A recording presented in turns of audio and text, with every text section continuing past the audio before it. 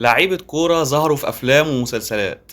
تعالوا نشوف مع بعض. أول واحد معانا كابتن خالد الغندور اللي ظهر في مسلسلات زي مسلسل الكبير قوي ومسلسل راجل وست ستات ومسلسل لحظات حرجة، وظهر كمان في أفلام زي فيلم الحاسة السابعة وفيلم زي الهوا وفيلم بحبك وأنا كمان. تاني واحد معانا هو الكابتن أحمد حسام ميدو اللي ظهر في مسلسل سوتس بالعربي ومسلسل اللعبة وفيلم الحريفة. تالت واحد معانا هو الكابتن جمال حمزة اللي ظهر في فيلم الزمهلوية وفيلم مستر إكس وفيلم الحريفة ومسلسل ريح المدام.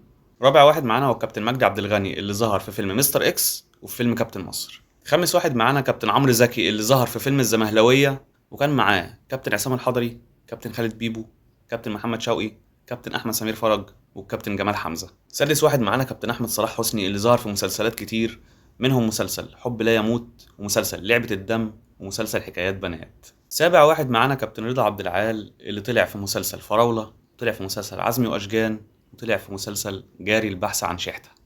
تامن واحد معانا كابتن علي ماهر اللي طلع في فيلم سيد العاطفي، فيلم بالعربي سندريلا، فيلم حاحة وتفاحة.